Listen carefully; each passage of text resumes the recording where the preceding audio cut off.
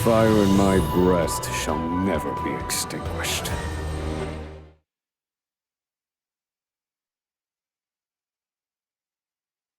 All things in this world have a source. Nothing begets nothing. Follow the chain of cause and effect, and it will lead you to the answer you seek.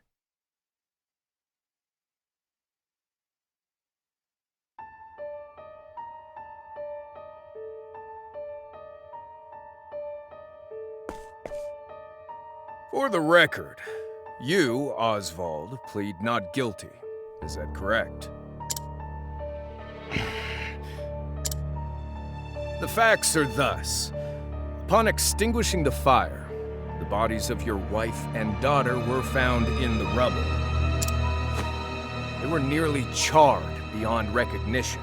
A gruesome sight. I'm sure you agree. Thus, the court accepts, without objection, immolation as the cause of death. However, there is one last inexplicable detail. Nothing one could reasonably consider the cause of the conflagration was found at the scene.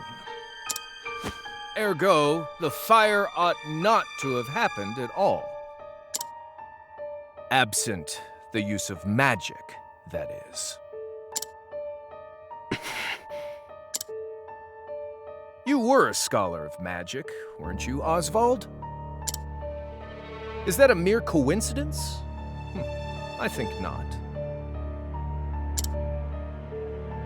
Having conducted a thorough investigation of the scene, the court holds the following to be true. You, Oswald, were the only one capable of starting such a fire that night. In the sacred name of Alephan the Scholar King, the Oswald V. Van Stein, we find you guilty of the murder of your wife and daughter, for which you are sentenced to life imprisonment on Frigid Isle.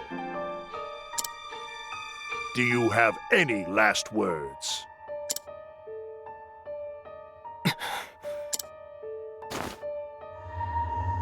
Harvey.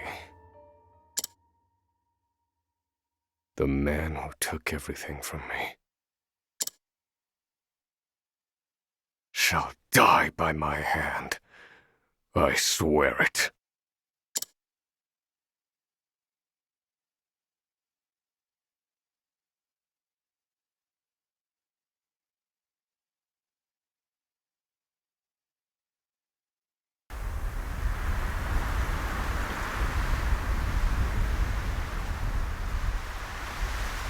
Frigid Isle.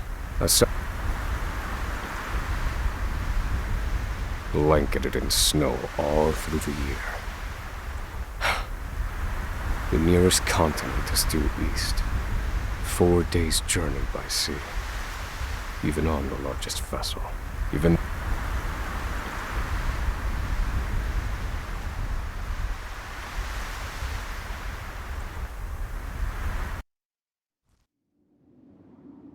This place holds all mainlanders found guilty of the most heinous crimes. It held over 300 of us at its peak. In its 80-year history, none have escaped. Or rather, I should say, the deplorable treatment of the prisoners ensures that lives end before sentences do. I have survived for 1,879 days, but neither the unforgiving climate nor the ravages of time shall extinguish the fire in my breast.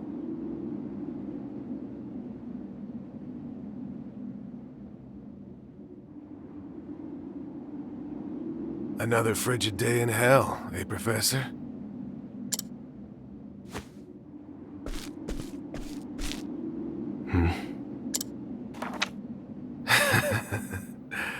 You know what this is? It's your little notebook. It never leaves your hands, does it? Oh, don't look at me like that. I'm only borrowing it. You were quite the scholar, weren't you? Yes, this notebook could be worth quite a lot. I'm sure it'd fetch me a tidy pile of cigarettes. You're welcome to take it back, of course, but you'll have to fight me for it.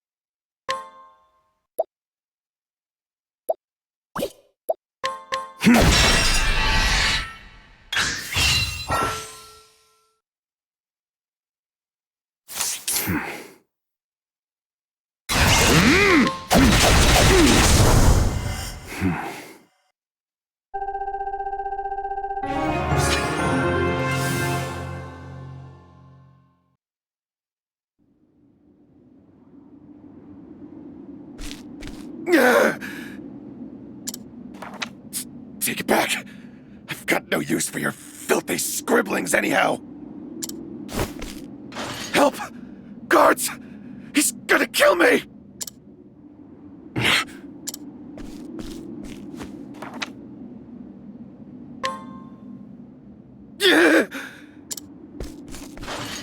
Help!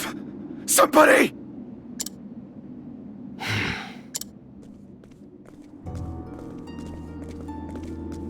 What's all this about?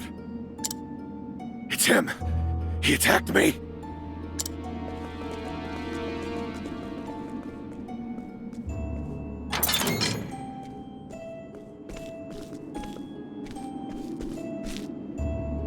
Well, if it isn't Oswald, our magical murderous scholar.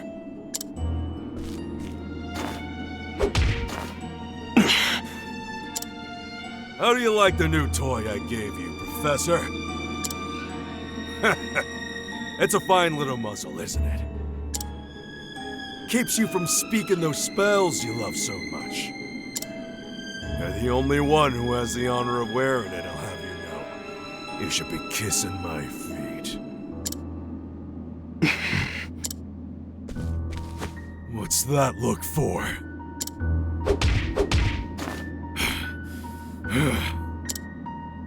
I know defiance when I see it, and I'll have none of it.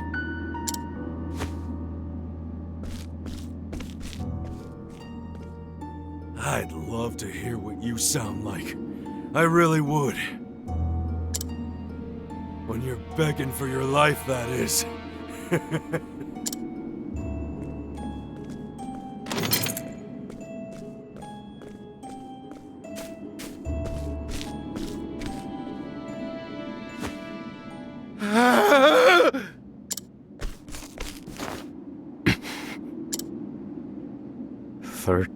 Seconds. 13 seconds from the time a prisoner calls for help to the guard's response. At least some valuable information's come of all this. One warden and 34 guards for 292 prisoners. Over time, I've learned much about the way the prison and the people within it work. And all of that knowledge shall inform my eventual escape.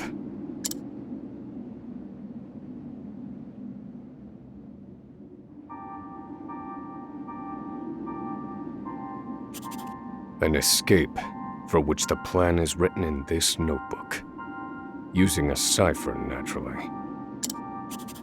I've revised said plan numerous times these last 5 years, and polished it to a fine sheen. Only 3 pieces of the puzzle remain. The first, an escape route.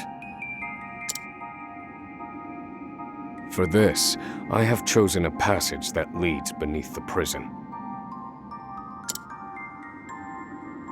This passage is overlooked even by the guards themselves, and it leads directly out of this place. I must conduct a more thorough review of it, and soon.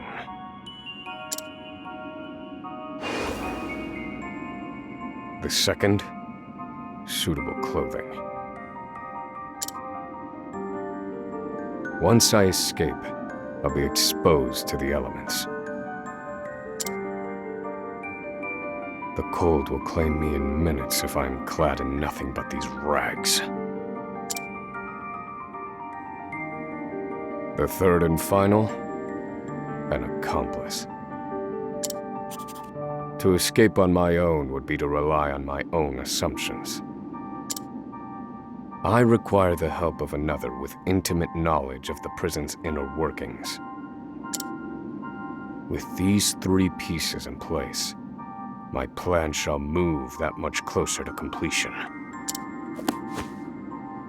At which point, only its execution shall remain.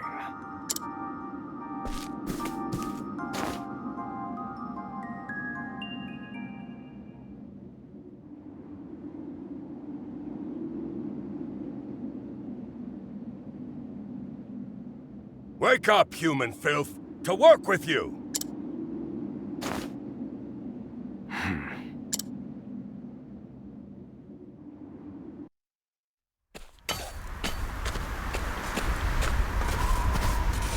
I understand this island was once dotted with mines.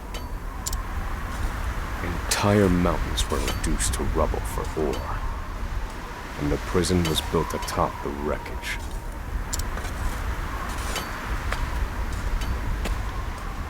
To this day, there remains phosphate buried in the frigid earth.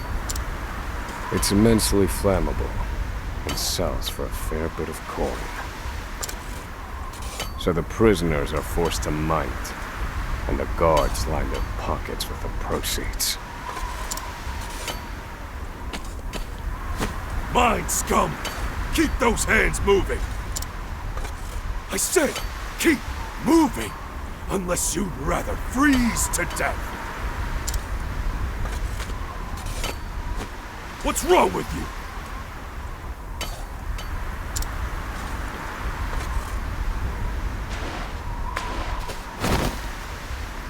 I can't move anymore.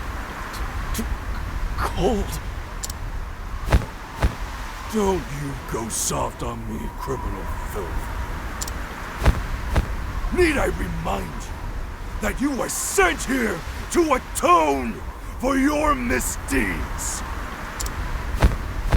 So beg whatever gods you serve for forgiveness, and dig, you useless little mole! Your life is worthless compared to the precious phosphor you cleave from the earth. And believe you me, we'd burn you instead if you were anywhere near as easy to set alight. Do you understand? Answer me! Warden, sir.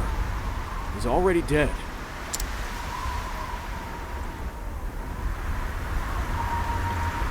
An unfortunately common sight. We are adaptable creatures. Any environment, no matter how horrific, can be made ordinary.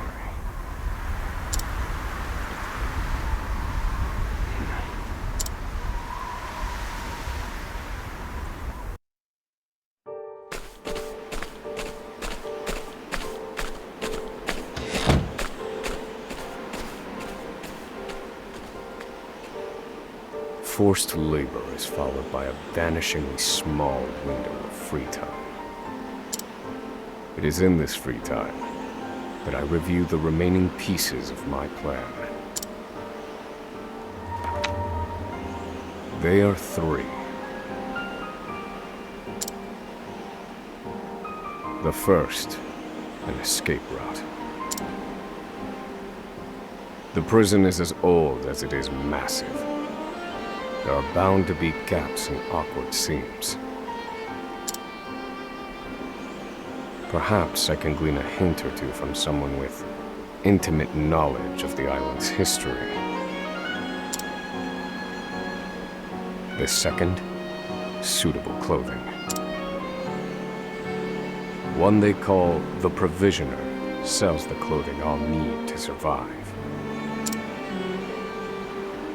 But first, I need to find them.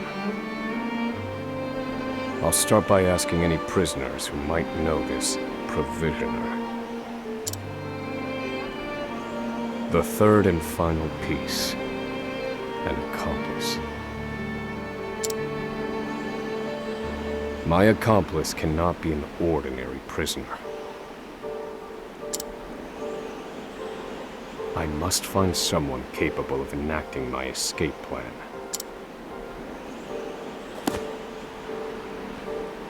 Then all that will remain is the plan's execution.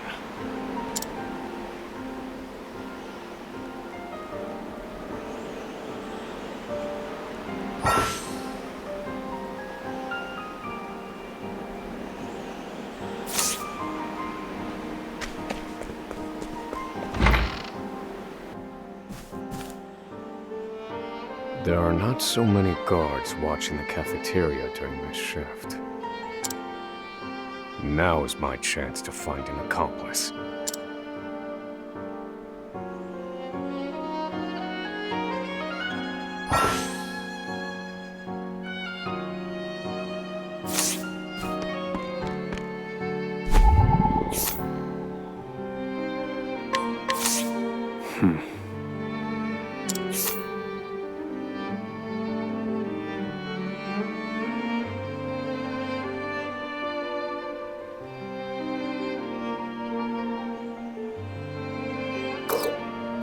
No, this one won't do.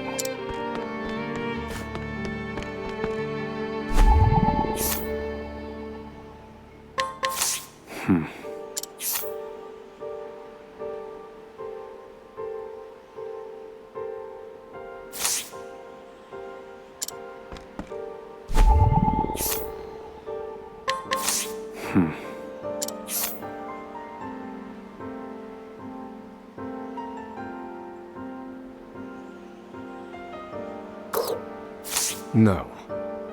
I cannot tie my fortunes to this prisoner.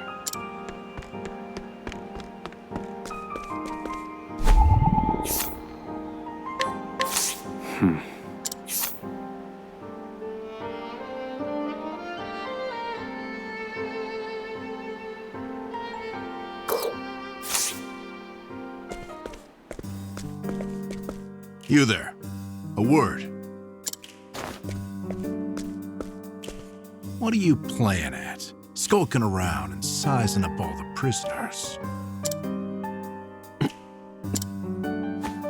Ah, right. You can't speak on account of the muzzle. I've been watching you. You know, for the last 5 years. And all that time you've been feigning indifference while you surveilled the place, right?